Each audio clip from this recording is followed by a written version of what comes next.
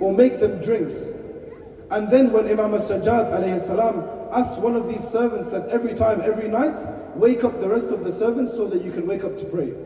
Just like sometimes some of our parents when we're younger, they wake us up for Fajr and we think, oh man, not again. In the same way, the Imam alayhi salam would wake his servants up to pray, and he would treat them in such a way that he would enjoin them to the good. He would help them to pray and to do these things. And nevertheless, when it came opportunity for them to give their lives for the sake of the Ahlul Bayt alayhi salam, each one of them did it as though they were dying for it already. As though it's the best opportunity to die for their master. And inshallah, when we do these things, when we try to do these things, when we try to build these communities, we build them on kindness, we build them on sincerity, and the hope that one can be better for the sake of their community, and their community can be better for the sake of one another. Rather than, for example, in order to bring somebody down so that we can feel better about ourselves. Or so that we can do something, like was mentioned yesterday in the Farsi lecture, so that people say to you, thank you, you've done so much for us. Or that, you, for example, your voice is so nice, or you know so much. No, this is wrong.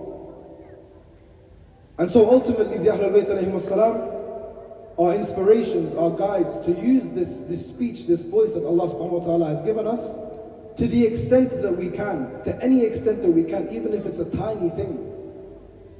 Be it your Instagram, be it your WhatsApp, and so on and so forth, but your voice, this voice that you have, and this intellect, and this ability to think that you have, for the sake of the Ahlul Bayt alayhim as-salam. And ultimately, once we embrace this lesson, once we kind of implement this into our lives, is when these things, these greater tyrannies, and these greater oppressions, they fall apart themselves. Because indeed, Rasulullah sallallahu alayhi wa has said that the greatest of jihads, or the greatest of jihad al-akbar, or this major jihad, is to speak out against injustice, as in not jihad against the nafs, jihad, to speak out and to say that what you're doing is wrong. Be that against a tyrannical leader, or be that the tyrannies that happen in our communities, be they fathers abusing their children, or siblings abusing one another, and so on. May Allah grant us the ability and the patience to learn these things and to improve ourselves and to become voices for Islam and the Ahlul Bayt, just like the companions of the Imam alayhi salam. Wa akhiru da'wa'an alhamdulillahi rabbil alameen. Wa salli ala sayyidina wa nabiyyina Muhammad wa ala ahli baytihi at-tayyibin at-tahirin. Salawat.